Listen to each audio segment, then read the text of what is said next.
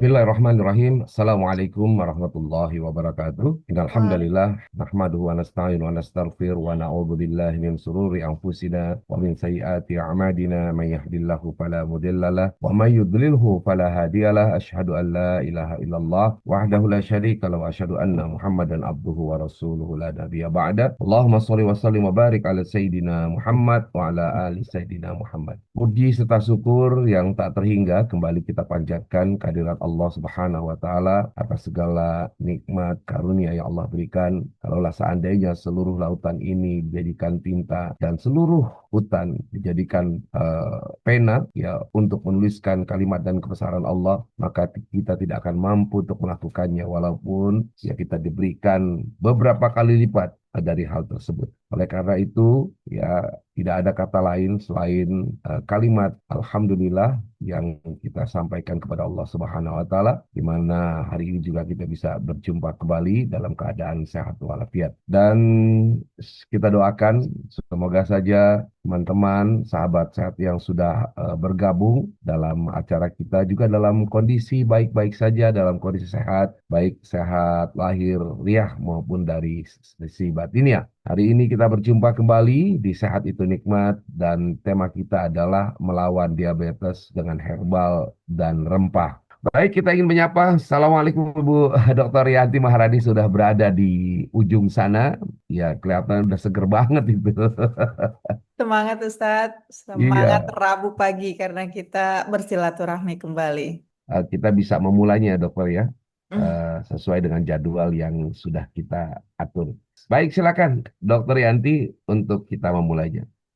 Oke, Bismillahirrahmanirrahim. Assalamualaikum warahmatullahi wabarakatuh. Waalaikumsalam warahmatullahi wabarakatuh. Diabetes bisa terjadi bukan hanya karena pola makan Apa atau suaranya kelebihan berat terdengar, badan. Ustaz? Ternyata otak Dengar, bisa jadi kedengaran. kunci utama Jelas. dalam memicu Suara maupun video memulihkan terdengar ya? kondisi diabetes. Ya, Sebuah penelitian terbaru yang dimuat di The Journal of Clinical jelas semua. Investigation menemukan bahwa aktivitas berlebihan pada otak bisa berperan langsung dalam menyebabkan diabetes tipe 2. Hasil penelitian menunjukkan sekelompok sel otak atau neuron di bagian area hipotalamus yang mengatur rasa lapar dan metabolisme tubuh. Hasil menunjukkan jika sel-sel ini ditenangkan, kadar gula darah bisa membaik secara signifikan dan bertahan lama, bahkan tanpa perubahan berat badan, pola makan, atau penggunaan insulin. Menariknya, hasil ini menunjukkan bahwa diabetes bisa terjadi bukan hanya karena pola makan atau kelebihan berat badan, tapi juga karena gangguan pada kerja otak neuron-neuron tersebut, yang biasanya dipengaruhi oleh hormon seperti leptin, bisa membuat pengaturan gula darah menjadi kacau jika terlalu aktif. Penelitian ini juga mencatat adanya perubahan pada hormon stres dan fungsi hati, yang menandakan bahwa otak punya jalur sendiri dalam mengatur kadar gula darah. Penelitian ini tentunya membantah anggapan lama bahwa diabetes hanya disebabkan oleh masalah di organ tubuh seperti pankreas. Sebaliknya, otak ternyata bisa jadi kunci utama dalam memicu maupun memulihkan kondisi diabetes. Ini membuka peluang untuk pengobatan baru yang fokusnya bukan hanya di tubuh, tapi juga di otak sebagai pusat pengendali metabolisme.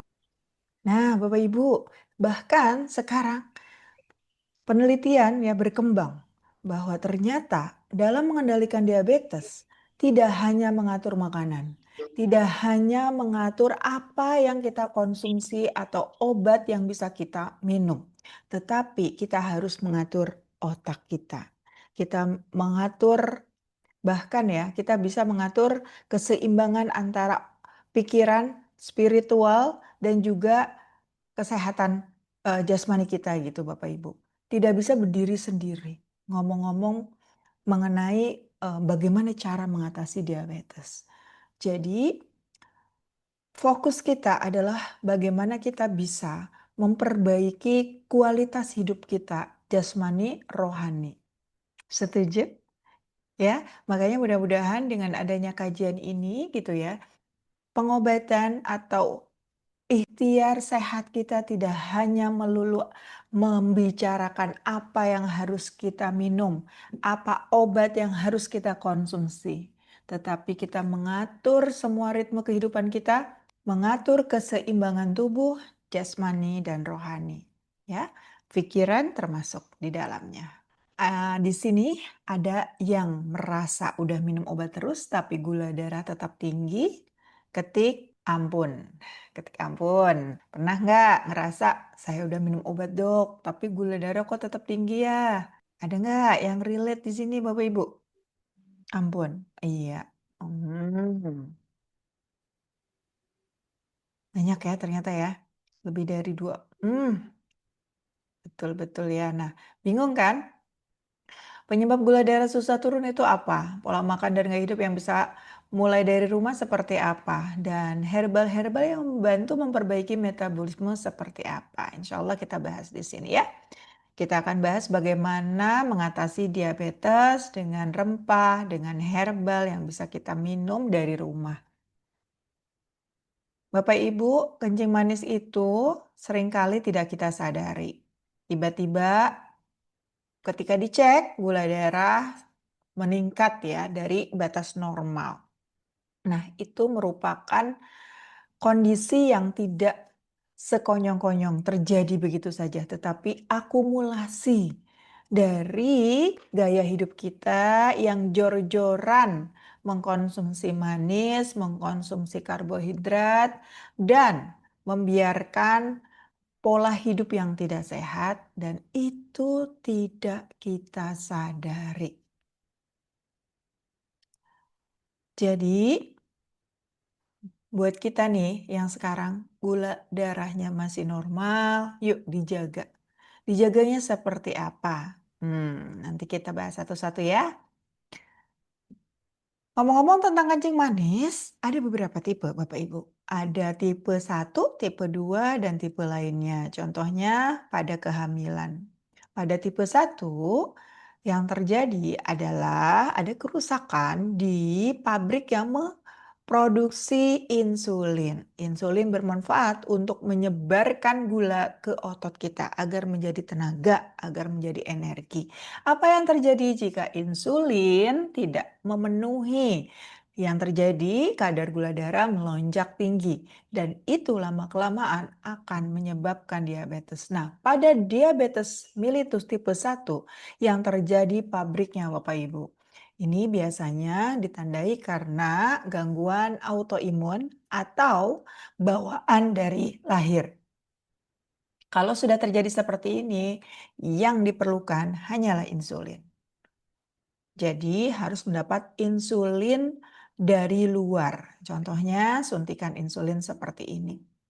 Sore eh, ininya pennya seperti ini tapi ditusuknya di subkutan atau di perut atau di lengan bisa ya, kebanyakan di perut.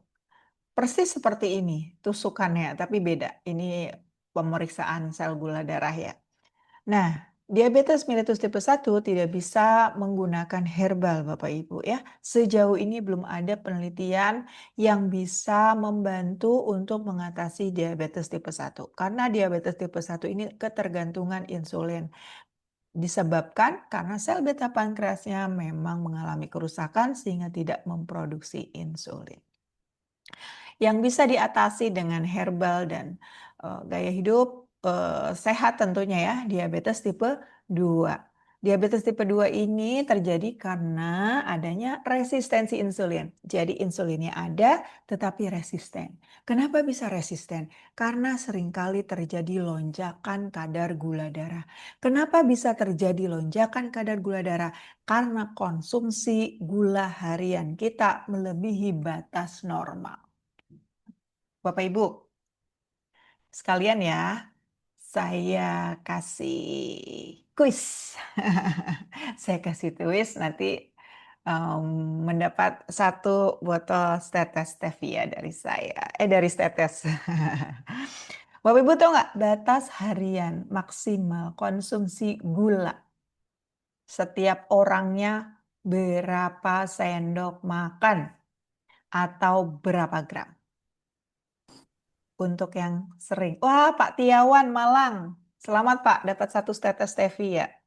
Simak terus ya Bapak Ibu karena saya akan tiba-tiba bertanya dan Bapak Ibu mendapatkan kesempatan untuk mendapatkan giveaway dari pesupport acara kita setiap pagi ya. Ya, Pak Setiawan yang paling pertama kali ya di layar saya, Pak Tiawan. Pak Tiawan boleh nanti japri untuk atau di grup ya, di grup untuk mendapatkan status. Yap, Bapak Ibu, batas maksimal konsumsi gula harian adalah 4 sendok makan ya. Mungkin di sini ada yang belum paham, Dok. Saya tuh nggak tahu dok, terkena diabetes atau enggak. Cirinya gimana sih dok? Nah, Bapak Ibu, untuk mengetahui seseorang terkena diabetes, harus periksa ke dokter. Nanti dokter akan menanyakan gejala yang timbul, kemudian akan di cross check dengan hasil laboratorium. Juga dicek juga pemeriksaan fisiknya. Dokter akan menetapkan seseorang terkena diabetes ketika didapatkan HbA1c-nya lebih dari 5,7, kemudian gula darah 2 jam setelah puasa kurang 140 sampai 199 lebih ya. Gula darah puasa lebih dari 126. Nah, Bapak Ibu, hati-hati jika mendapatkan hasil laboratorium seperti ini. Seseorang dikenakan prediabetes, artinya sudah mendekati kondisi diabetes ketika HbA1c-nya lebih dari 6,4 dan ketika sudah lebih dari 6,5, hati-hati. Seseorang bisa terkena diabetes. Jadi harus cek ke dokter, jangan self-diagnosis. Jangan mendiagnosis sendiri. Sepakat? Tulis kata sepakat. Biar nggak ngantuk. Tulis sepakat. Jangan diagnosis sendiri. Kalau memang dirasa ada gejalanya, Bapak Ibu mulai cek ke dokter. Periksakan, dokter akan melakukan anamnesa dan dokter akan merekomendasikan untuk pemeriksaan laboratorium. Setelah itu baru nanti dokter akan menyampaikan apakah Bapak atau Ibu terkena kemungkinan penyakit diabetes atau kencing manis. Ini ya, kategorinya prediabetes nih. Biasanya yang tidak menyadari kita tuh sering kali luput terkena prediabetes. Prediabetes itu awalan terjadinya diabetes. Kalau misalkan kita mengalami gejala-gejala seperti ini wajib untuk menjadi aba-aba ya. Bapak Ibu harus periksakan ke dokter agar dokter melakukan anamnesis dan pemeriksaan fisik. Ketika ada penurunan berat badan yang tidak dapat dijelaskan sebabnya, ada terasa lemah badan, kesemutan, gatal, mata kabur, banyak makan, sering lapar, tapi berat badan gak naik-naik, bahkan cenderung turun, banyak minum, haus terus, sering kencing, bahkan di malam hari, kemudian ada kondisi impotensi, tidak bisa ereksi, nah itu juga hati-hati. Dan pada wanita, ini khas pada wanita, gatal pada sekitaran vagina. Segera periksa ke dokter apabila memiliki satu atau lebih gejala di atas. Sebelum kita beralih ke pengobatannya, Bapak Ibu harus pahami dulu kondisi yang menyebabkan seseorang memiliki resiko tinggi terkena kencing manis ya. Yang pertama, obesitas atau kegemukan. Bapak Ibu, kalau Bapak Ibu memiliki indeks massa tubuh lebih dari 23 kg per meter kuadrat, Bapak Ibu pelan tapi pasti akan mengalami diabetes. Dan banyak kondisi diabetes yang disebabkan karena obesitas atau kegemukan.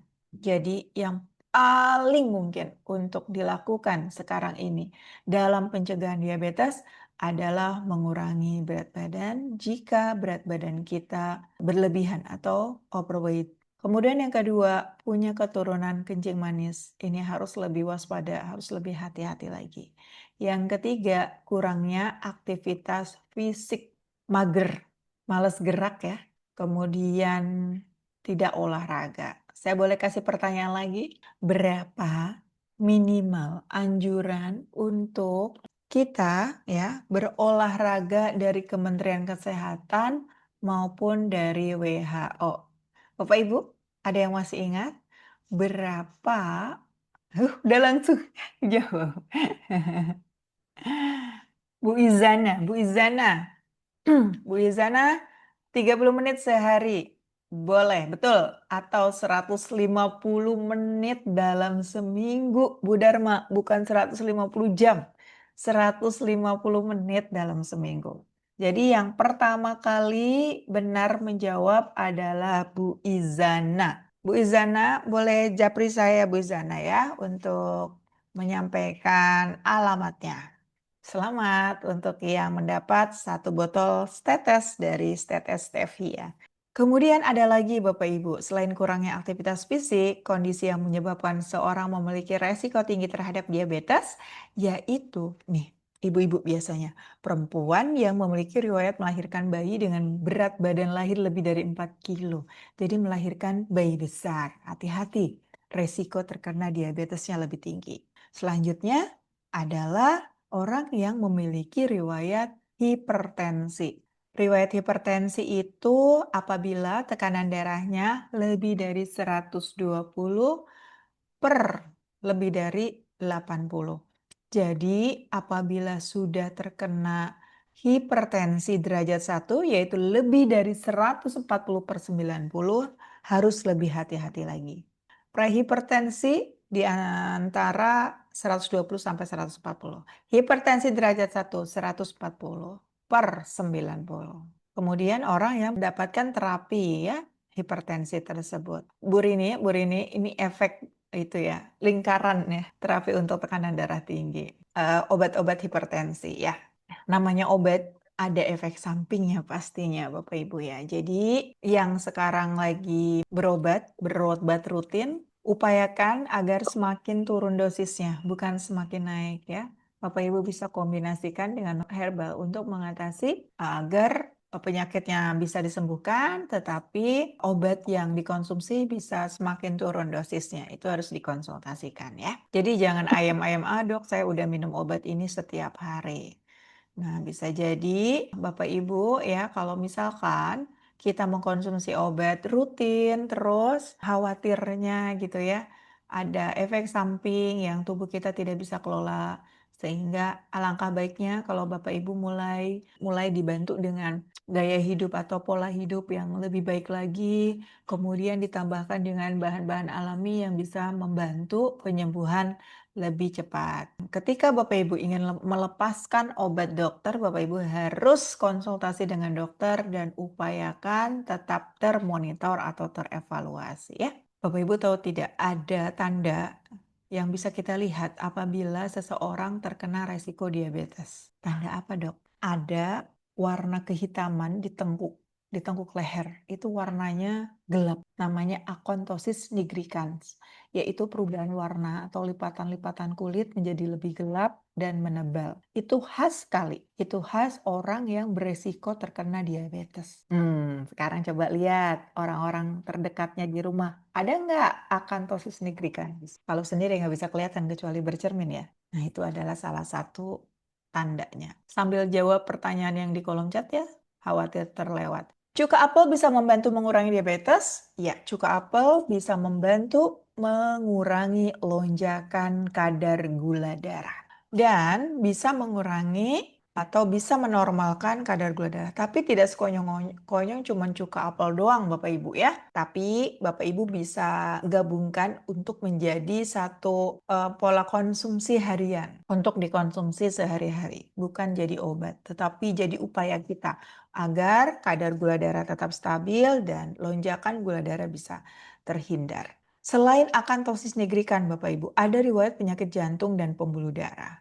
Kemudian riwayat penyakit jantung dan pembuluh darah disertai dengan riwayat prediabetes juga dan perempuan dengan PCOS. Di sini ada yang mengalami PCOS, polycystic ovarium syndrome. Biasanya ditandai dengan menstruasi tidak teratur, Bapak Ibu, dan juga sampai pada susah memiliki keturunan, ya. Selain itu, kadar trigliserid lebih dari 250 dan HDL kurang dari 35. HDL harusnya itu angkanya tinggi, trigliserid angkanya rendah. Jangan kebalik ya. Tadi saya sampaikan di awal bahwa tandanya kita calon-calon yang bisa mengidap diabetes adalah yang memiliki overweight atau obesitas ya. Makanya penting untuk cek BMI. Gimana cara cek BMI? Dengan cara seperti ini Bapak Ibu.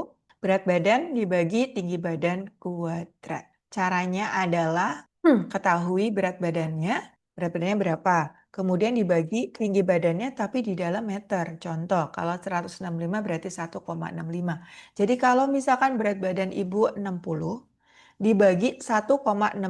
Kalau tinggi badannya 1,65 ya. Kalau tinggi badannya 150 berarti 1,5. Nah, itu dibagi lagi. Jadi, contoh 60 dibagi 1,65 dibagi lagi 1,65 itu cara yang paling gampang. Setelah itu hasilnya silakan diakurkan sama tabel ini. Kalau hasilnya di atas atau rentang 25 sampai 29,9 itu artinya Bapak Ibu kelebihan berat badan. Dan itu kita memiliki resiko terkena diabetes. Entah kapan. Kalau tidak hari ini, mungkin minggu depan. Kalau tidak minggu ini, mungkin bulan depan. Jadi kalau bukan bulan depan, mungkin tahun depan, tahun depan, tahun depan, tahun depannya lagi. Wallahu alam. Na'udzubillahi min dzalik ya.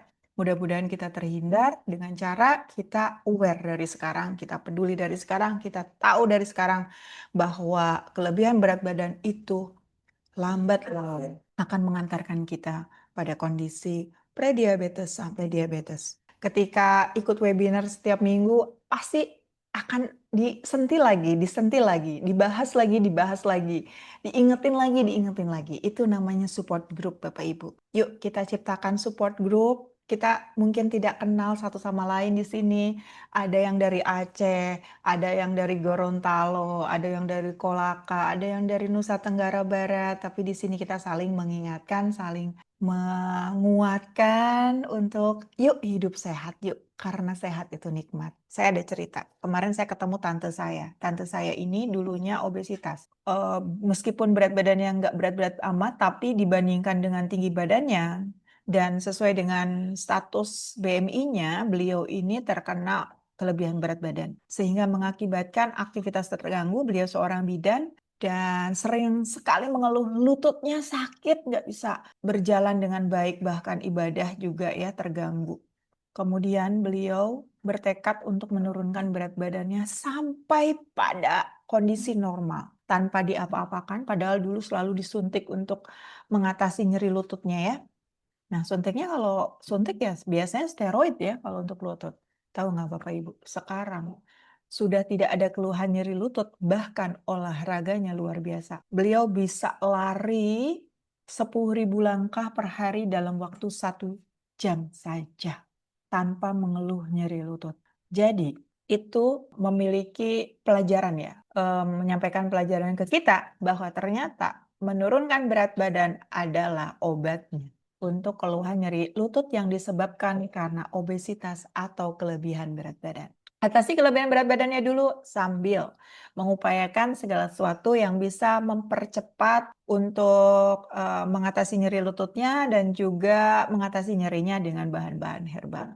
Kelebihan berat badan, cara menurunkannya dokter. Ya, bismillah ya. Menurunkan berat badan dengan olahraga, jika berat badan lebih aktivitas fisik yang dianjurkan diantaranya jalan pagi rutin minimal 30 menit sehari. Udah itu dulu deh. Jalan pagi rutin minimal 30 menit sehari. Di sini siapa yang sudah konsisten? Ketik Alhamdulillah.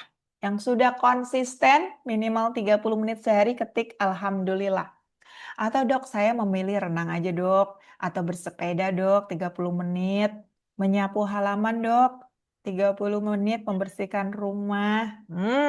Ustadz, alhamdulillah. Alhamdulillah belum. 7 sampai 10.000 langkah per hari luar biasa. Yuk, mulai yuk. Itu adalah upaya yang paling mudah, yang paling gampang yang bisa kita lakukan sekarang. Kalau bukan sekarang, kapan lagi Bapak Ibu?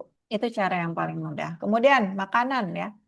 Makanannya boleh berbasis nabati ya. Raw food, diutamakan raw food. Nah, robotnya seperti ini nih. Contohnya, nih ada proteinnya, ada singkong rebus, ada jagung rebus, ada ubi rebus.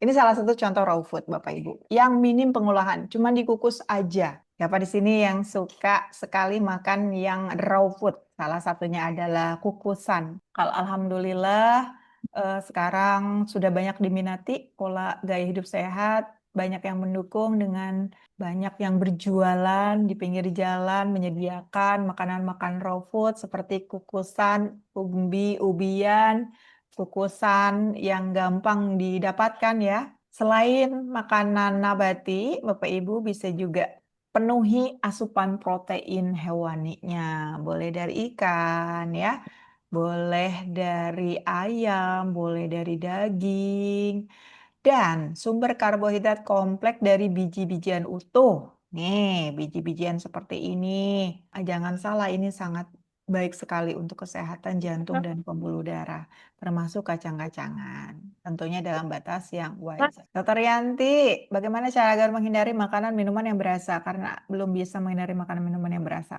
Saya juga dong. Ini kopinya rasanya manis, tapi saya kasih manisnya pakai stevia dari Stetes. Jadi tetap manis ya, tetap manis. Jadi tetap berasa tapi 0 kalori dan itu sehat. Nggak ada masalah dengan rasa manis ya. Yang penting kita pilih sumber pemanisnya. Sekarang yuk kita hitung kebutuhan minum harian kita karena ini penting Bapak Ibu. Ini penting. Hal yang receh tapi penting yang bisa mengingatkan kita untuk pentingnya minum air putih agar kita bisa aware. Silakan tulis masing-masing berapa minimal minum air putih dalam sehari. Minum air putih itu boleh juga ya kayak teh ditambahin gula, tapi maksudnya meskipun cairan gitu ya, teh manis yang berisi gula atau yang ditambahkan gula itu tidak sehat. Mendingan minum air putih aja. Coba Bapak Ibu ditulis berapa kebutuhannya.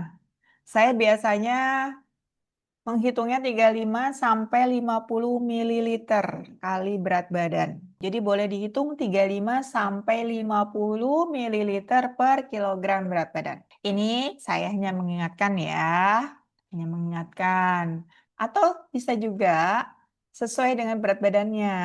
Nah, tabel berat badan ini 80, 3,5 liter, 85, 3,7 liter. Ini contoh. Cara minum juga ada caranya. Jadi minumnya perlahan, sedikit-sedikit tapi sering. Jadi tidak membebani ginjal kita. Karena kalau kita langsung gelonggongan, minum langsung 1 botol, yang terjadi itu langsung diarahkan ke ginjal kita dan dibuang. Kalau mau lebih bermanfaat, minum airnya sedikit-sedikit tapi sering. Jadi nggak mengakibatkan beser. Sekarang percaya Bapak Ibu, kalau Bapak Ibu minum langsung 1 gelas atau 1 botol, pasti dalam waktu berapa lama ya? Nggak lama-lama langsung pengen pipis dan pipisnya langsung curur gitu. Beser nantinya ya. Jadi harus pelan-pelan sedikit-sedikit tapi sering. Mudah-mudahan nanti saya bisa mengundang seorang ahli yang meneliti tentang pola minum. Nanti saya hadirkan guru saya, seorang dokter yang kebetulan pernah meneliti bahwa ternyata minum sedikit-sedikit tapi sering itu lebih sehat dibandingkan kita langsung minum gluk gluk gluk. Bapak Ibu, yang paling berbahaya dari diabetes adalah komplikasinya. Kenapa? Karena menyeramkan sekali. Sekarang diabetes yang nggak bikin apa-apa. Ya, paling gejala-gejala yang tadi. Tapi yang paling seram apabila gejala-gejala tersebut terus berlangsung, akhirnya jantung udah nggak kuat, terus kemudian ada serangan stroke, gangguan saraf tepi atau neuropati. Tadi saya sekilas membaca ada juga yang sudah mengalami itu. Kemudian gangguan saraf mata atau retinopati. Kemudian ada gangguan fungsi hati, gangguan fungsi ginjal juga. Hati-hati ya. Ini adalah komplikasi yang paling menyeramkan. Ada pertanyaan, Dok, benarkah jam 17 sampai jam 19 adalah yang terbaik untuk minum karena ginjal pada tersebut bekerja maksimal? Waduh, waduh, waduh. Saya belum baca jurnalnya, Bu Rini. Ya, saya belum baca jurnalnya. Jadi saya belum bisa memastikan apakah ini sesuai dengan penelitian atau tidak. Kemudian Kak Rahma, Dok, kenapa kok kencing sering kencing? Hah? Kenapa kencing, sering kencing padahal sedang berpuasa? Apa tubuh tidak akan kehabisan cairan? Oh, misalkan kita berpuasa terus sering kencing, apakah tubuh tidak akan kehabisan cairan? Ya, pada kondisi puasa memang ya kita akan lebih merasa dehidrasi ya, kurang cairan. Oleh karena itu, nah kita tuh kan sebenarnya menyimpan cairan.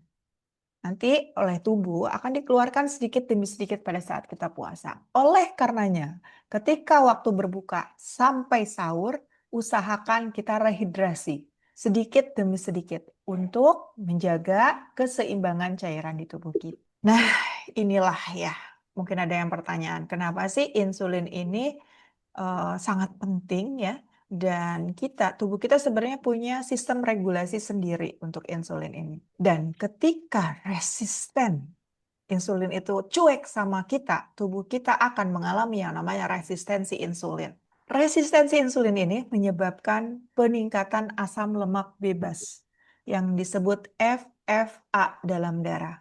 Hal ini membuat hati memproduksi lebih banyak yang namanya trigliserid dan LDL. Nah, sampai sini. Itulah kenapa dalam kondisi resistensi insulin yang disebabkan karena lonjakan kadar gula darah, konsumsi gula harian melebihi normal, konsumsi karbohidrat berlebih menyebabkan kadar trigliserid tinggi. Jadi, kadar trigliserid tinggi atau kadar lemak kita tinggi tidak melulu disebabkan karena konsumsi lemak saja. Itu poin pentingnya, Bapak Ibu, yang sering kali tidak disadari. Konsumsi makanan, minuman yang manis-manis juga menyebabkan trigliserid tinggi. Ada yang merasa nggak, dok, hasil lab saya kok trigliserid tinggi ya? Padahal saya itu dok vegetarian. Padahal saya itu dok nggak makanan yang berlemak dok. Saya tuh jarang banget makan daging yang berlemak. Tapi trigliserid saya tinggi. Nah ini jawabannya. Karena mengkonsumsi yang manis-manis. Ya, yang manis-manisnya yang disebabkan karena sumber karbohidrat tinggi dan kadar gula yang tinggi. Jawabannya, kenapa itu bisa terjadi? Ini dia. Metabolisme asam lemak bebas di dalam darah membuat hati memproduksi lebih banyak trigliserid tinggi karena adanya resistensi insulin. Jadi, lemak yang menumpuk di hati menimbulkan stres oksidatif dan kerusakan akibat peroksidasi lemak itu sendiri. Jadi, inilah yang menyebabkan fatty liver. Nah, ketemu kan? Kenapa bisa fatty liver? Jadi, akibat karena resistensi insulin bisa kemana-mana. Akhirnya, peradangan di mana-mana, kadar gula darah naik, kolesterol baik yang harusnya tinggi malah turun, HDL. Si HDL ya luar biasa. Bapak Ibu, HDL itu fungsinya menyapu bersih lemak-lemak yang ada di pembuluh darah kita, Bapak Ibu. Bayangkan kalau HDL kurang dari 50, apa yang merajai trigliserid di mana-mana. Dan itu akan menimbulkan plak-plak di pembuluh darah. Jadi kuncinya hindari resistensi insulin. Resistensi insulin disebabkan karena selalu ada lonjakan kadar gula darah yang drastis di dalam tubuh kita. Dok, ibu saya kolesterol, trigliserid, LDL, gula darahnya tinggi, kreatinin juga berlebihan, tapi masih mau makan terus, mau ngunyah terus, tidak bisa dinasehati karena beliau sudah berkurang daya ingatnya. Bagaimana cara atasinya? Yuk ajak webinar yuk. Insya Allah saling menasehati ya. Nanti saya infokan gimana caranya mengatasinya. Pelan-pelan ya. Pelan-pelan Budiah. Ya, siapa namanya? Pelan-pelan Budiah ya, betul ya. Dengan cara mengganti gulanya ya. Kan tetap ya namanya manis itu kadang kebutuhan. Nggak apa-apa. Ganti sumber pemanisnya yang pertama. Kemudian ganti sumber karbohidratnya. Jangan yang terlalu tinggi gula dan mengakibatkan lonjakan kadar gula tinggi. Nah, jadi kadar gula darah tinggi itu disebabkan karena lonjakan kadar gula darah selain dari jenis makanan. Karena jenis makanan itu menentukan itu kadar glycemic index-nya ya. Kadar glikemik itu menunjukkan seberapa cepat si gula darah itu meningkat di dalam darah. si makanan itu meningkatkan kadar gula di dalam darah. Semakin tinggi glycemic indexnya, semakin cepat membuat lonjakan kadar gula darah, Bapak Ibu. Bapak-bapak, ibu-ibu, sahabat sehat sekalian, dari apa yang disampaikan oleh Dr. Yanti, jelas bahwa sehat itu nikmat. Dan sehat ini memang menempati urutan yang pertama tuh dari nikmat Allah itu adalah kesehatan. Karena dengan kesehatan, maka kita bisa beribadah. Ya, dengan kesehatan, kita bisa beraktivitas bekerja. Ya, dengan kesehatan, maka kemudian kita memiliki semangat gitu. Nah, betapa banyak orang-orang yang putus asa itu karena kesehatannya terganggu. Makanya kalau kita melihat ya bagaimana Nabi Ayub itu diuji dengan kesehatannya sampai badannya penuh dengan korengan dan bahkan di dalam beberapa penjelasan itu ya ada belatung-belatungnya dan beliau sungguh sangat luar biasa. Jadi ketika membersihkan belatungnya ditaruh dibersihkan dulu habis itu ditaruh lagi di apa di luka aja gitu. Ini sampai seperti itu. Nah, ketika kita sehat, maka alhamdulillah ya kita bisa melakukan hal tersebut. Dan ada hal yang lebih penting lagi ya. Terkadang orang itu mungkin siap diuji dengan berbagai hal, tapi begitu diuji dengan penyakit, nah muncul tuh ya perasaan-perasaan, tekanan-tekanan. Kok Allah begini banget ya? Saya kok kena penyakit yang seperti ini ya? Kok kayaknya terasa berat sekali ya? Saya nggak mampu lagi bekerja. Padahal saya ini tulang punggung keluarga. Padahal saya ini harus mencari nafkah.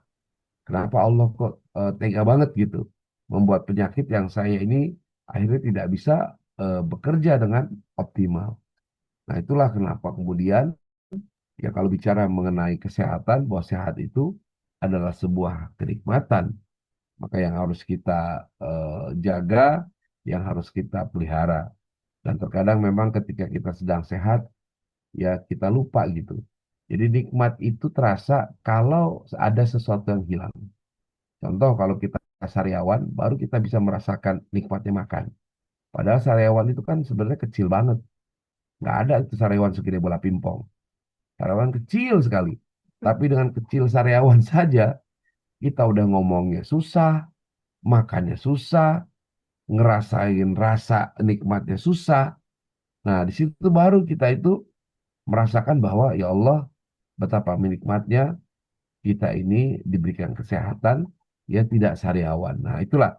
Jadi mumpung nih diri ini juga masih dalam kondisi yang sehat, kita jaga ya dengan tadi kebiasaan-kebiasaan yang dilakukan ya dengan minum air putih sesuai dengan takaran berat tubuh, kemudian juga makan makanan yang sehat. Ya sebenarnya nasihat ini juga kembali ke saya sendiri ini karena ternyata untuk mendisiplinkan diri itu tidak gampang, tidak mudah. Apalagi ya teman-teman sekalian, para sahabat sehat ini, ya saya sering kali keluar safari dakwah. Waduh, yang namanya safari dakwah itu yang ngundang itu pasti memberikan nyiapin makanan yang enak-enak. Ya nggak dimakan, eh, membuat tuan rumahnya menjadi kurang enak gitu ya. Mhm. Sudah makan kelebihan, bayangkan ya Bu Dokter kalau dalam satu hari itu 3 titik aja. Berarti kan kami ini 3 kali makan gitu. Ya, Nah ya, itu baru dari sisi ketidakenakan. Belum betul. lagi psikologis. Psikologis gini, kalau nggak makan masuk angin. Nah ini yang agak berat nih. Jadi terus terang saya juga bertambah berat badan yang cukup signifikan ya Mhm. ketika safari dakwah. Ini saya lagi mencari strateginya nih. Gimana kemudian menyiasati itu gitu. Yang Mhm. pertama adalah menolak untuk tidak makan terus. Yang kedua adalah gimana supaya badan ini bisa memiliki imun tersendiri, ya persepsi ataupun psikologinya siap gitu. Iya. Jadi kalau nggak makan kayaknya masuk angin gitu loh. Dokter ini yang kadang-kala membuat kayaknya harus makan nih. Kalau nggak makan masuk angin. Nah, itu. Nah, pemikiran seperti ini yang membuat akhirnya kalau nggak makan ya masuk angin beneran gitu. Itulah namanya faulty programming Ustadz namanya. Iya, Program pikiran yang keliru yang tidak kita sadari ada di dalam tubuh kita gitu Ustadz. Iya, Oke iya, iya, iya. Ustadz, kita mungkin ada yang bertanya juga nih Ustadz nih di kolom Ya, chat udah banyak yang bertanya. dan Dok, banyak pertanyaan spesifik ya. Saya iya pikir kalau udah betul. punya silakan dokter. Melanjutkan pertanyaan yang tadi nih yang belum ada pertanyaannya tadi. Nah, apakah masih Ya, Oma ya. berpotensi diabetes? Iya dong, karena perokok aktif. Tadi kan itu juga beresiko terkena diabetes. Ngopi sampai 3 gelas, apakah ngopinya berapa banyak gula yang digunakan, ya kan? Itu juga ngaruh. Apalagi kalau 3 gelas kali Hmm, minimal 2 sendok makan, waduh, udah 6 sendok makan, udah lebih tuh. Belum lagi gula dari yang lain-lain. Yang gula itu banyak yang tersembunyi, Bapak Ibu. Hati-hati, hidden sugar ada di dalam snack-snack ya, ciki. Kemudian ada di dalam roti itu, ada di dalam minuman kekinian banyak sekali hidden sugarnya. Kemudian ada juga yang bertanya, dok, herbal untuk menurunkan trigliserid. Nah, ini kita mulai ngobrolin ke herbal. Ada batasan, ya. ada batasan yang dikonsumsi kalau misalkan nih yang diabetes nih ya, mau mengkonsumsi herbal. Kapan seseorang boleh mengkonsumsi herbal nih? Kapan? Jadi ketika kadar gula darah sewaktunya masih di bawah 300, oke lah mau mengkonsumsi Hmm, herbal boleh. Apalagi baru pertama kali ya diketahui periksa ke dokter gitu ya, belum minum obat apapun. Dok, boleh nggak saya coba minum ramuan untuk diabetes? Boleh. Yang pertama itu. Yang kedua, dok, saya sudah terkena diabetes. Gula darah sewaktu saya di bawah 300, tapi masih di atas 200, dok. Kadar gula darah puasa juga di bawah 200, dok, tapi masih di atas 110. Boleh nggak, hmm, dok, saya mengkonsumsi herbal? Boleh.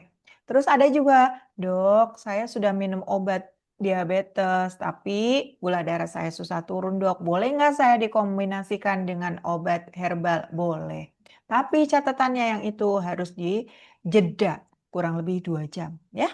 Nah, ini poin-poin prinsip ini yang harus Bapak Ibu pahami. hmm. Jadi gimana ya cara kita menghindari diabetes ini? Apakah tidak boleh makan gula sama sekali atau kurangi gula atau mengganti gula? Kalau saran saya ya, ini fun fact-nya ya. Kalau kita mau menggunakan gula tebu, 1 gelas teh manis itu setara dengan 7 sampai 9 sendok teh gula. Apalagi kalau kita tambahin esnya. Betul-betul ya. Dan itu yang terjadi di tempat-tempat yang jual es teh, es teh. Ada es teh jumbo, es teh, dan segala macam merek ya. Hati-hati. Nih, konsumsi gulanya khawatir berlebih. Sekarang di gerai-gerai teh juga sudah di convert nih, ada pilihan yang sehatnya dengan mengganti gulanya dengan herbal stevia. Nama herbalnya adalah Stevia rebaudiana bertoni. Stevia ini 200 sampai 300 kali lebih manis dari gula tanpa glukosa sehingga tidak menimbulkan lonjakan kadar gula darah dan aman untuk diabetes. Digunakan sebagai pemanis obat tradisional dulu oleh suku Guarani. Jadi stevia ini tidak mengubah menjadi glukosa, jadi insulinnya nggak naik, nggak menimbulkan resistensi insulin, dan tidak meningkatkan beban pankreas. Tapi justru stevia ini memberikan rasa manis tanpa kalori dan menjaga gula darah tetap stabil. Kenapa bisa begitu? Karena di dalam stevia ada zat aktif namanya glikosid steviol. Glikosid steviol ini ternyata tidak mengaktifkan jalur sekresi insulin, sehingga insulin itu tetap tenang-tenang saja. Ya, gitu. Nah, dan stevia dinyatakan aman untuk dikonsumsi jangka panjang, Bapak Ibu. Itu menurut WHO. Dengan angkanya, batasannya 4 miligram per kilogram berat badan per hari. Jadi luas sekali dosisnya, rentang dosisnya lebar. Ya, kalau saya mah cuman 1 tetes saja, satu tetes ya, tetes aja udah cukup manis. Jadi nggak perlu banyak-banyak padahal ya untuk membuat minuman manis. Nah, asupan gula tambahan ini ya, gula tambahan itu dari gula tebu, gula merah, gula gula singkong, itu semuanya glukosa. Asupan gula ini merupakan penyebab utama meningkatnya penyakit metabolik seperti diabetes ini. Dan konsumsi gula naik 300% dalam 50 tahun ini. Dan Bapak Ibu harus tahu, 3 dari 10 orang Indonesia terkena prediabetes. Jadi kalau di antara kita nih berkumpul nih 10 orang nih.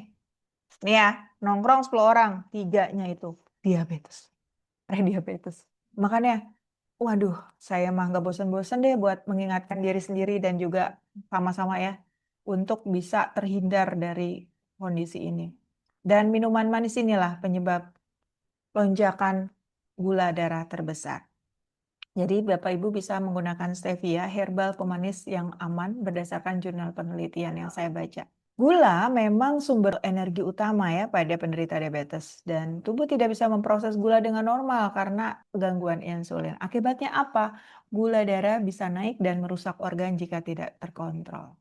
Jadi kalau insulinnya normal sebenarnya aman. Kalau kita memproduksi gula pun tetap bisa di metabolisme dan insulin menyebarkan ke otot untuk dijadikan energi. Yang jadi masalah apabila pengeluaran insulinnya tidak normal karena ada gangguan di situ yang disebabkan karena resistensi insulin. Insulinnya udah cuek bebek untuk mau menyebarkan gula kita sehingga gula itu berenang-renang aja di pembuluh darah gitu. Ketika dicek, gulanya tinggi. Nah, itu karena harusnya disebarkan ke otot itu cuman ada di sekitar pembuluh darah, nggak disebarin sama si insulin teh. Akibatnya naon tah gula darah bisa naik dan merusak organ jika tidak terkontrol. Gitu ya Bapak Ibu. Sehingga kurangi gula itu yang paling mudah kita lakukan, terutama gula putih, sirup, minuman manis, kue, makanan yang sering diproses, roti-rotian. Nah, jadi nggak usahlah ya kita cutting sugar total, tapi batasin aja. Misal kurang dari 25 gram per hari untuk wanita dan kurang dari 30 gram untuk pria. Itu salah satu upaya kita. Kurangi gula tambahan. Dan ini merupakan upaya kita ya. Kalau menurut saya, ini merupakan solusi yang aman untuk diabetes. Jadi memiliki kemampuan menstabilkan gula darah dan tidak menaikkan insulin. Ini ada jurnalnya Bapak Ibu. Herbal stevia ini menurunkan kadar gula darah pasca postprandial lebih rendah dibandingkan gula tepung dan mengurangi respon insulin secara signifikan dibandingkan aspartam gula tambahan lainnya. Jadi kurangi konsumsi gula itu akan sangat membantu untuk mencegah diabetes. Nah, ini berdasarkan jurnal stevia aman dikonsumsi jangka panjang tidak meningkatkan kadar insulin. Kalau saya menggunakan stevia karena pure 100% dari kandungan stevia ya. Oke, ini Masya dia Allah. herbal gula darah untuk bisa mengatasi kadar gula darah yang tinggi saat ini ya, Bapak Ibu yang sudah mengalami prediabetes, biar tidak sampai ke diabetes tingkat pertama, sampai ke diabetes kok ingatnya hipertensi.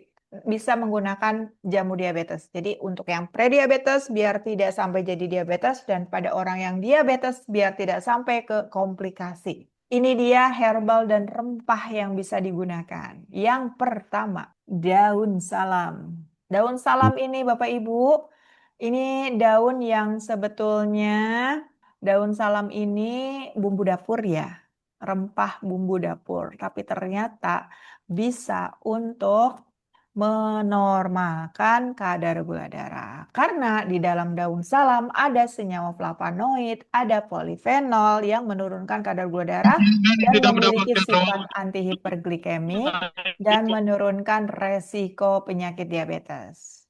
Satu, daun salam. Yang kedua, ini nih, rempah kayu manis. Ternyata kayu manis itu mengandung flavonoid, Bapak Ibu. Asam sinamat, kumarin, eugenol, ya, itu manfaatnya bisa membantu mengontrol kadar gula darah pada penderita diabetes. Kemudian yang ketiga, ini rempah juga nih, temulawak atau kurkuma santorizol. Kurkuma santorizol ini memiliki potensi sebagai antidiabetes dan dapat digunakan untuk mencegah diabetes mellitus. Kemudian yang lainnya ada herbal, ini dari herbal semak-semak ya, sambiloto. Sambiloto ini memiliki androgropolin. Memang rasanya pahit, tapi ternyata dari pahitnya itu bisa mengendalikan kadar gula darah dan dikenal sebagai anti diabetes. Banyak sekali jurnal-jurnal penelitiannya. Bapak Ibu bisa gunakan daun salam 7 lembar, sambiloto 7 lembar, kayu manis 1 jari, temulawak 1 ibu jari. Ini adalah resep yang disosialisasikan oleh Kementerian Kesehatan untuk membantu menormalkan kadar gula darah. Bahan-bahan tersebut direbus dengan 5 gelas air. Kita gunakan metode infusa. Metode infusa adalah cara mengekstraksi tanaman herbal dengan merebus selama 15 menit dengan api kecil dengan suhu kurang lebih 90 derajat. Jadi kenapa harus dengan api kecil? Untuk mempertahankan suhunya 90 derajat. Kalau menggunakan bahan yang kering gimana dok? Boleh, ini ya daun salam 5 gram, sambiloto 5 gram, kayu manis 7 gram, temulawak 10 gram. Dok, boleh di-mix nggak bahan herbal simplicia dengan bahan herbal yang segar? Boleh, boleh. Atau bisa juga dengan daun kumis kucing dan sambiloto. Daun kumis kucing 5 gram, sambiloto 10 gram. Nah, ini adalah cara merebusnya. Ini adalah metode infusnya Bapak Ibu. Bapak Ibu bisa lakukan step-stepnya sesuai dengan aturan cara pembuatan merebus herbal yang benar. Kapan diminumnya? Bapak Ibu bisa sisihkan ya menjadi 3 gelas pagi, siang, dan malam atau dibagi menjadi gelas pagi dan sore. Bagi menjadi 2 gelas pagi dan sore. Selama 3-6 minggu kemudian dievaluasi terus kadar gula darahnya. Selain itu, Bapak Ibu juga bisa jadikan teh daun kelor ini menjadi minuman fungsional yang Bapak Ibu bisa konsumsi sehari-hari. Dan ini bisa untuk digunakan pencegahan diabetes. Jadi buat kita yang ingin tetap sehat, kadar gula darahnya tetap normal, Bapak Ibu bisa gunakan teh daun kelor ini sehari-hari untuk pencegahan. Kalau yang tadi untuk pengobatan dan untuk pencegahan misalkan dari prediabetes menjadi diabetes dan diabetes menjadi komplikasi bisa gunakan ramuan yang tadi. Nah, untuk kita yang mencegah boleh menggunakan minuman fungsional teh daun kelor. Ini adalah beberapa informasi tambahan ya Ustadz. Sambiloto Baik, itu banyak sekali penelitiannya untuk menormalkan kadar gula darah. Kemudian ini yang harus dipahami. Sambiloto ini tidak boleh dikonsumsi oleh ibu hamil dan menyusui karena banyak penelitiannya mengganggu janin dan mengganggu air ASI juga. Temulawak banyak juga penelitiannya untuk menormalkan kadar gula darah. Taunya orang Indonesia temulawak ini untuk meningkatkan nafsu makan. Tetapi ternyata temulawak bisa menormalkan kadar gula darah. Dan bisa mengurangi kadar lemak tubuh. Sekalian ya, mengurangi faktor resiko terjadinya diabetes. Jadi Bapak Ibu bisa gunakan temulawak untuk upaya agar kadar lemak tubuh kita tetap normal dan kadar gula darah kita tetap normal. Bapak Ibu kalau misalkan mau menggunakan temulawak ini untuk menormalkan kadar gula darah, mengurangi kadar kolesterol, ada tipsnya. Agar tidak meningkatkan nafsu makan, Bapak Ibu bisa buang minyak asiri santorizolnya dengan cara buka tutup pancinya. Itu akan mengurangi efek meningkatnya nafsu makan ketika mengkonsumsi temulawak. Ya, ya itu Allah. tips dari saya. Ada lagi nih kayu manis yang tadi saya sebutin ya. Ya, Kayu manis ini sebagai anti diabetes, Ustadz, Bapak Ibu, kalau untuk pencegahan nih, ini tips dari saya juga nih untuk mengkonsumsi kayu manis. Di saat kita makan tinggi karbohidrat, biasanya pada siang hari makan besar ya, makan nasi, atau makan mie, atau makan roti-rotian, makan kue-kue yang manis-manis, Bapak Ibu minumnya teh kayu manis atau seduhan kayu manis atau rebusan kayu manis. Itu akan membantu menghindari lonjakan kadar gula darah dan menghindari resistensi insulin kemudian. Jadi upaya yang paling kecil yang bisa kita gunakan yaitu mengkonsumsi seduhan kayu manis sesaat setelah makan. Itu yang pertama. Kemudian yang kedua, boleh juga menyeduh teh hijau. Karena teh hijau juga bisa menghindari kadar lonjakan gula darah kita. Sehingga ketika habis makan, kita minum teh hijau, habis cemilan yang manis-manis, kita konsumsi kayu manis seduhan, kayu manis gitu, itu akan membantu kita agar insulin kita tidak naik turun atau tidak resisten ya, tidak ada lonjakan kadar gula darah yang berlebihan dan mengurangi resiko peradangan di dalam tubuh kita otomatis ya.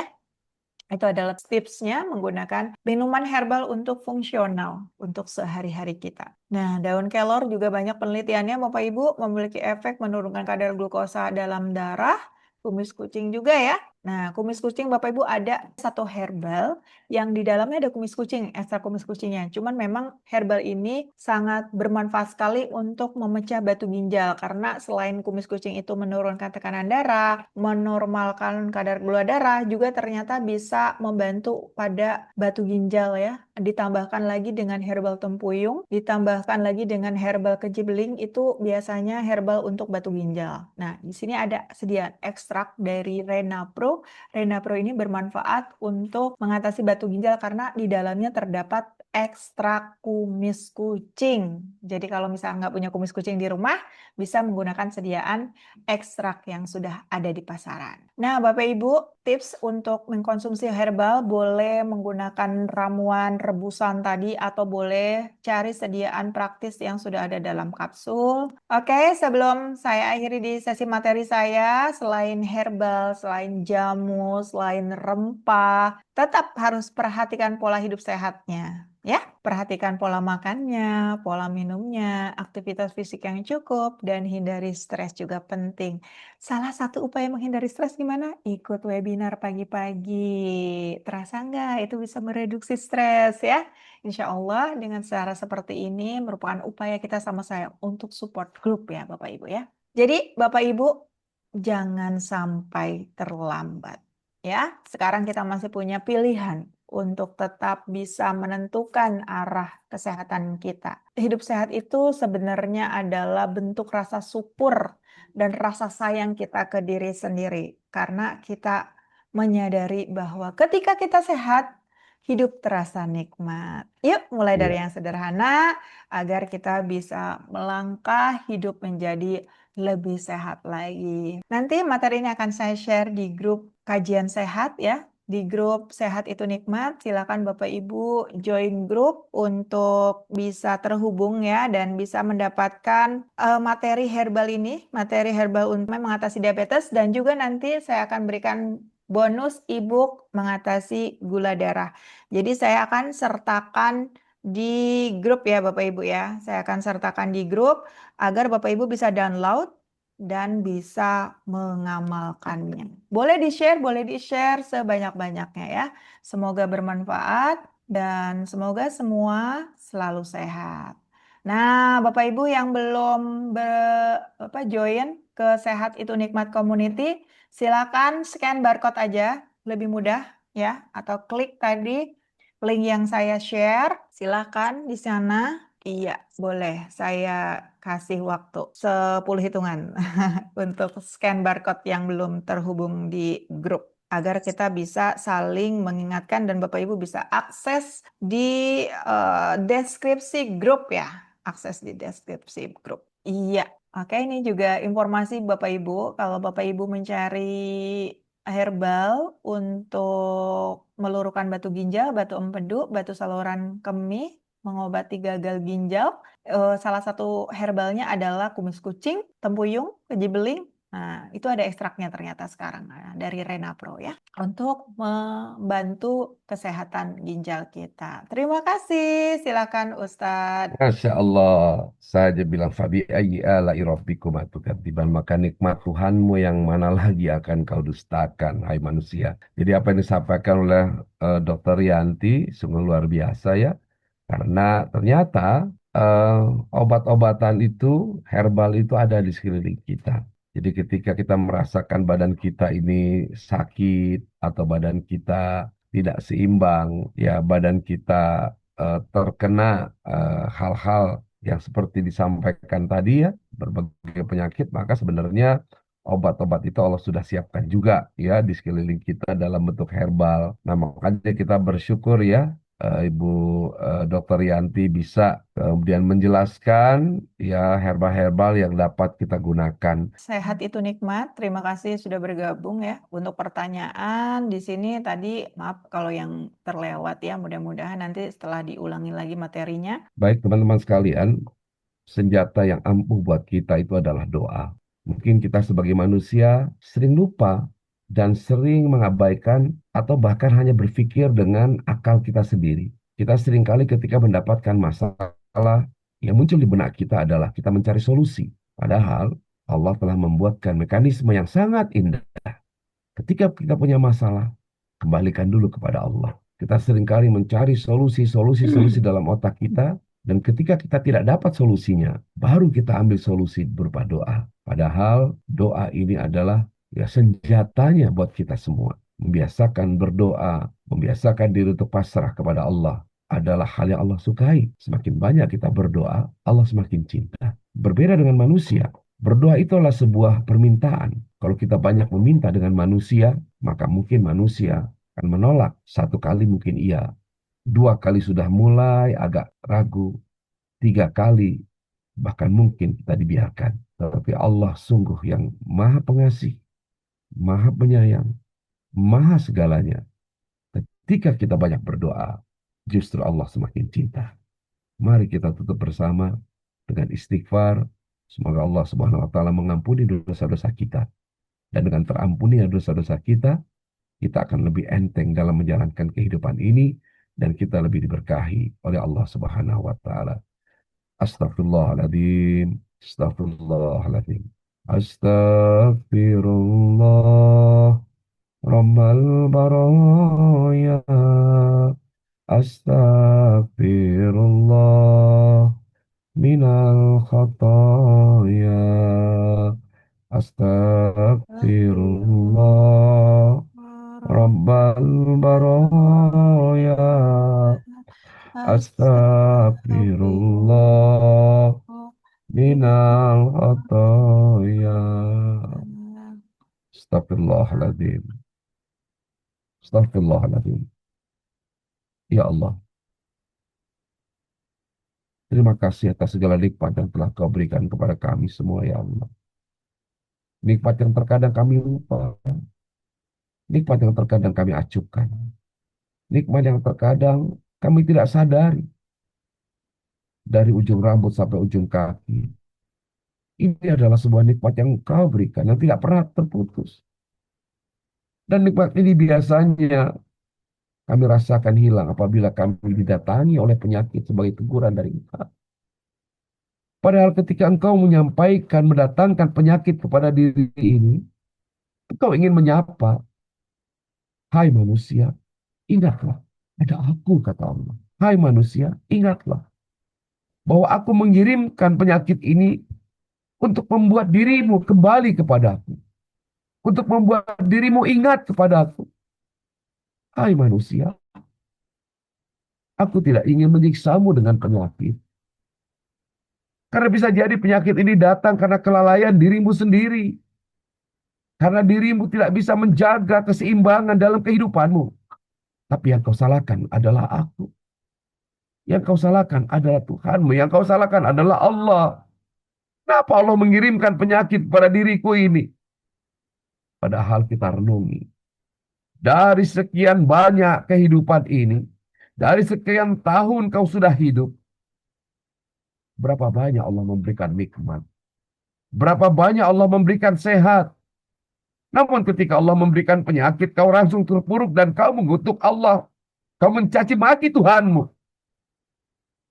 Padahal kau sudah banyak mendapatkan nikmat sebelumnya. Sahabat sehat. Nikmat itu indah. Nikmat kesehatan adalah sesuatu yang indah yang perlu kita pertahankan. Mari sama-sama kita bersyukur kepada Allah. Dengan cara merawat diri ini. Tubuh kita adalah cangkang yang akan kembali kepada Allah. Tubuh kita ini ibarat rumah kontrakan yang harus kita rawat. bukan kita rusak, bukan kita coret-coret, bukan kita hancurkan. Kita jaga dan kita rawat. Sehingga nanti apabila kita kembali kepada Allah, kita serahkan dalam bentuk yang masih baik. Walaupun usia kita bertambah dan pasti ada kerusakan-kerusakan, tapi bukan karena kerusakan yang kita buat sendiri. Kemudian kita sesali, kita maki Tuhan karena perbuatan kita yang salah itu. Ya Allah, ampunilah diri ini atas segala kelalaian yang diri ini lakukan. Rabbana atina fid dunya hasanah wa fil akhirati hasanah wa qina adzabannar. Subhana rabbika rabbil izzati amma yasifun. Wassalamun ala mursalin. Alhamdulillahi rabbil alamin.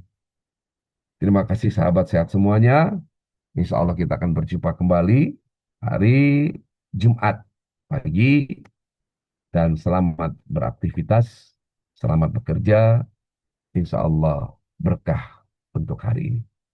Terima kasih. Kita tutup dengan doa penutup majelis. Subhanakallahumma wa Subhanakallah bihamdika. wa bihamdik. Asyhadu alla ilaha illa La anta. ilaha illa anta. Astaghfiruka Astaghfiruka wa wa atubu atubu ilaik. ilaik. Allahumma Kirimkan fiq ila doa-doa komentari. terbaik buat Ya, untuk Ustadz Agus. untuk semuanya, untuk Dokter Yanti juga semoga sehat. Ya, Amin. karena terkadang kita juga sudah menjaga kesehatan, tapi bisa jadi kemudian ya penyakit itu datang karena cintanya Allah kepada kita semua. Kita doakan juga yang sedang diuji sakit dan penyakitnya Ustadz. Semoga Allah Ya, angkat penyakitnya dengan ya, segera. kita Amin. sembuhkan, kalau kita minta sembuhkan kepada Allah bahwa penyakit ini adalah titipan dan kita kembalikan kepada yang memilikinya. Terima kasih. Wallahu muwaffiq ila aqwamit thoriq. Wabillahi taufiq wal hidayah. Assalamualaikum warahmatullahi wabarakatuh.